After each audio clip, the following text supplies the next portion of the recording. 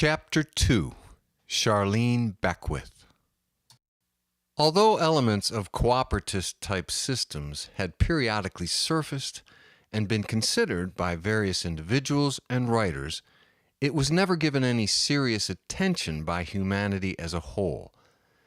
Non-money-based societies have existed since the first primitive groupings of human beings on Earth, far before the dawning of organized civilizations. But this later cooperativism was different in that it was a way for a modern industrial society to reap the benefits of that type of system. When the formal idea was first proposed, it was so foreign to the thinking of the time that the concept was not taken seriously. It became a popular topic of conversation and debate for a brief period, and then was brushed aside in favor of the next latest criticism, cure, or platform for the evolution of 21st century man. Like other fads, it retained some zealot supporters that began various grassroots movements, but their numbers remained comparatively few and transient. There had been attempts by more radical offshoots of these groups to break away from society and start small communes that lived under a quasi-cooperative system, small, contrived communities attempting to isolate themselves from the world at large. These were composed mostly of determined idealists who saw modern society as a hotbed for greed, corruption, crime, oppression, and vice. Many of these idealists were as impractical as they were courageous. Their communities generally began with a strong, united zeal, but over time deteriorated into frustration and disillusionment due to poor planning, bad management, and lack of technical skills for these ventures to succeed. Ultimately, they disappointingly dispersed back into mainstream society. It was difficult to be completely self-sustaining and independent when surrounded by the economic systems of bordering communities and nations. Their experiments were harshly criticized and ridiculed by outsiders, who saw these pioneers as radicals attempting to undermine a national way of life. Most attempts failed quite early on. We now turn to an essay written by Charles Morgan entitled The Beckwith Principles. Mr. Morgan's essay is an account of the circumstances that led Charlene Beckwith to write her famous treatise Cooperatism, introducing the world to the principles that eventually became the system we know by the same name. It is assumed that Mr. Morgan's account is for the most part accurate, although he never had a chance to consult with Charlene herself, since she had long since passed away before he began his undertaking. He was able to draw extensively from the many other pieces already written about her. This account stands because it was the most widely read and accepted at the time. To give some perspective to Charlene's economic standing in the world at that time, her standard of living relative to the world population was far above the norm for a great deal of humanity, and far below that of the upper and upper middle classes of the more prosperous nations at the time. This was an era when humanity was still divided into separate geographically designated states. One must keep in mind the social and economic stratifications of the population during this time were vast and varied. The Beckwith Principles by Charles Morgan. The cooperative system was first introduced by a woman named Charlene Beckwith in the first half of the 21st century. From what we know, she was an average housewife with 2 children living in the United States, which was one of the larger and more affluent countries during that period.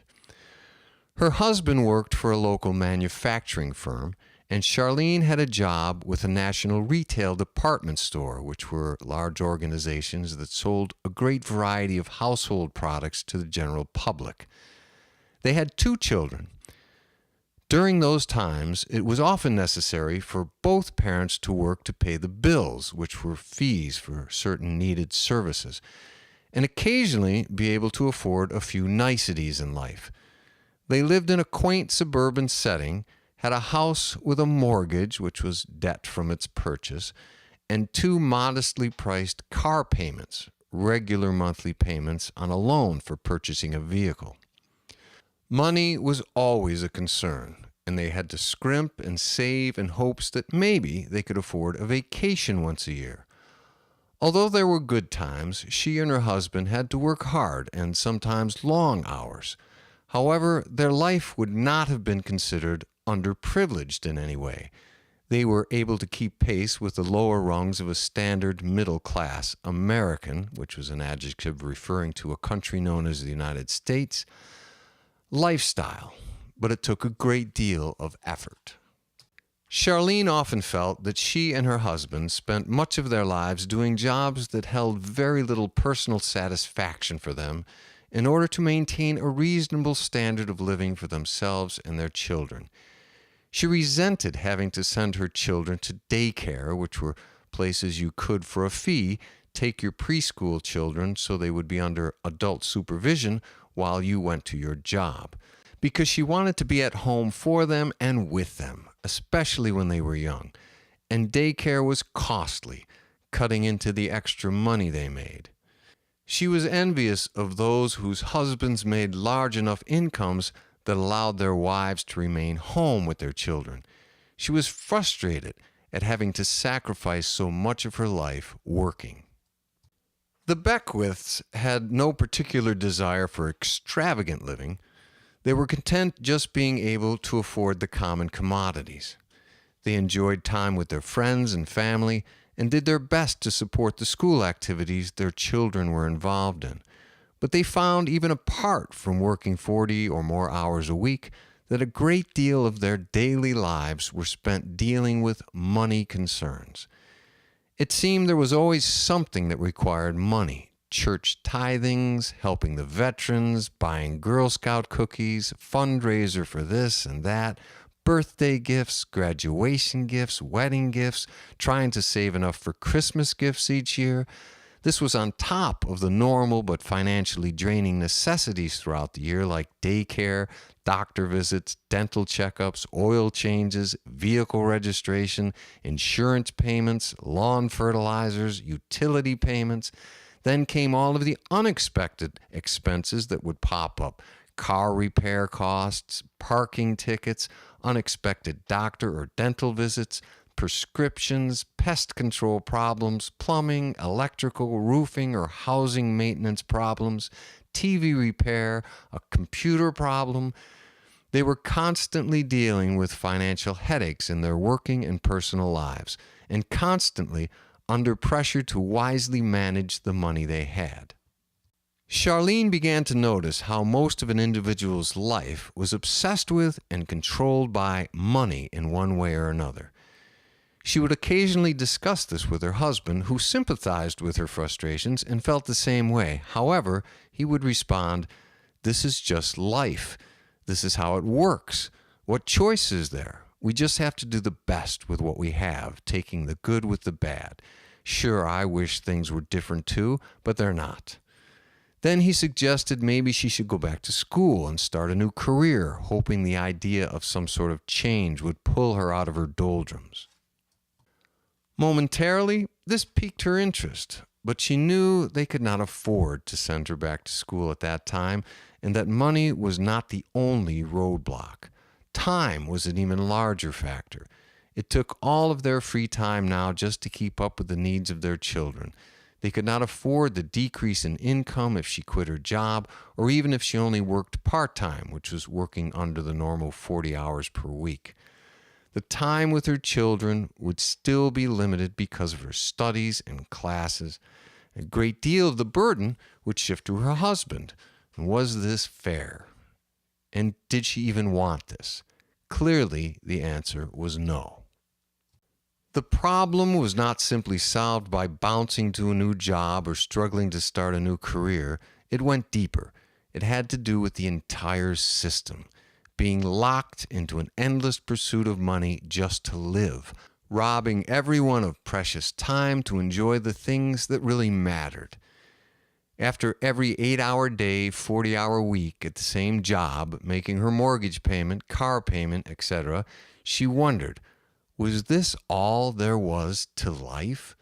Was this the only way? Shouldn't there be another way? She was frustrated, and she found that others were frustrated as well.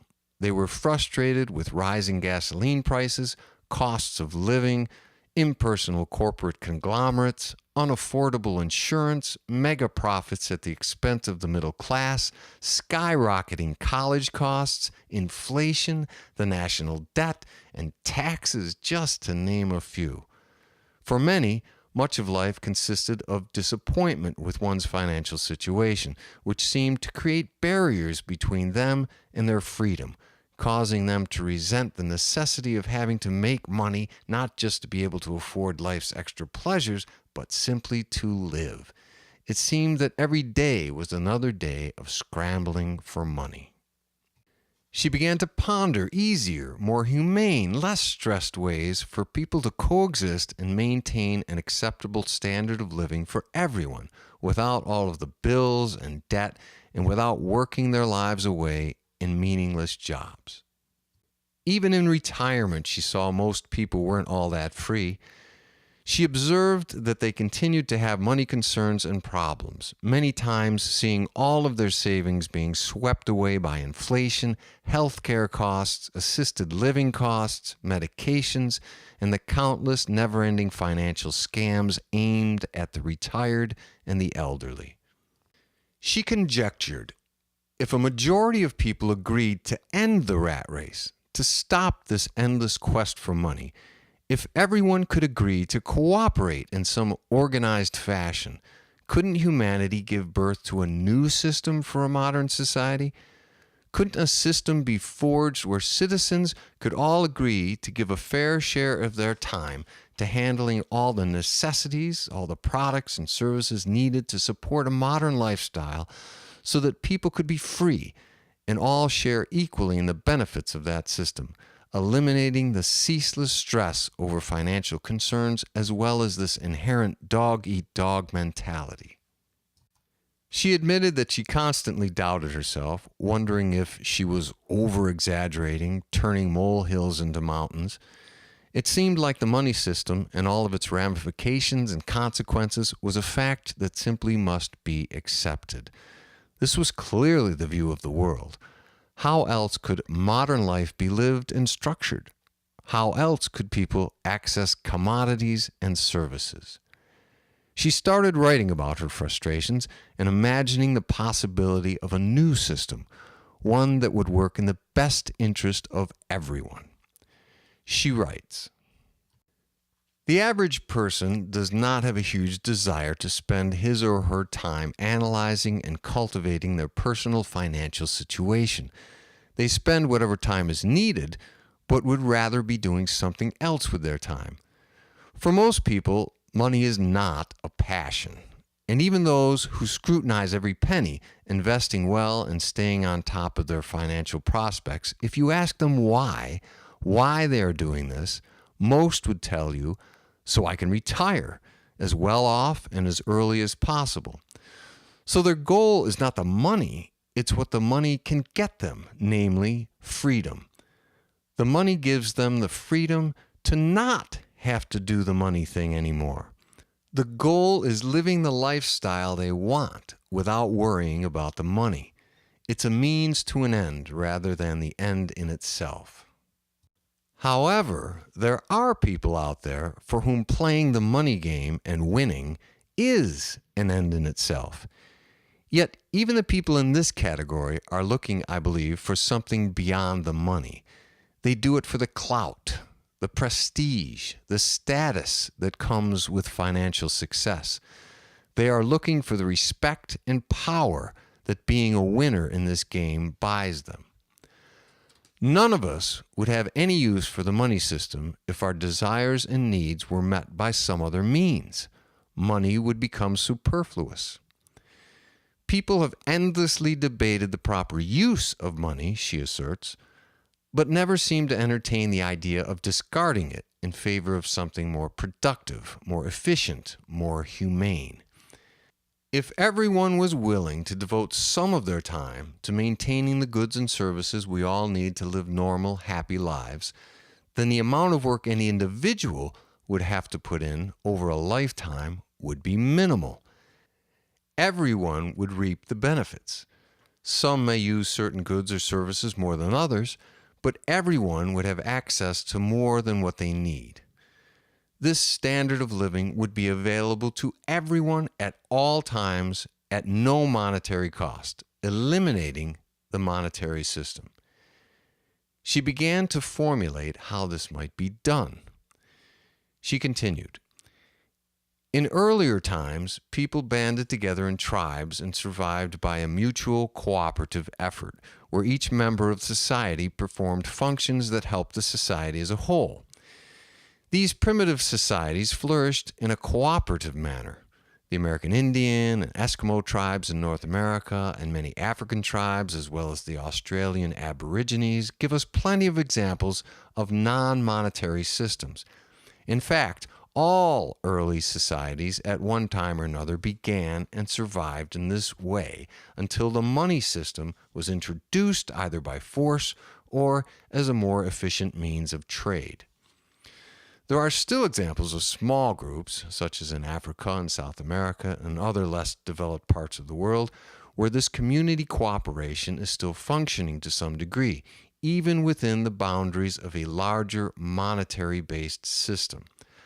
Monastic-type religious entities have gravitated toward this kind of existence as well. How can a cooperative, non-money-based system be crafted so it can be applied to a large, modern, industrial society? It would need to provide for all of humanity's needs, allowing for all the diversity, growth, and development of that caliber of society without compromising individual freedom, ideally enhancing it." Charlene had no desire to sacrifice all the advantages of her current standard of living. She felt that maintaining a modern lifestyle was essential. She had no desire to diminish that.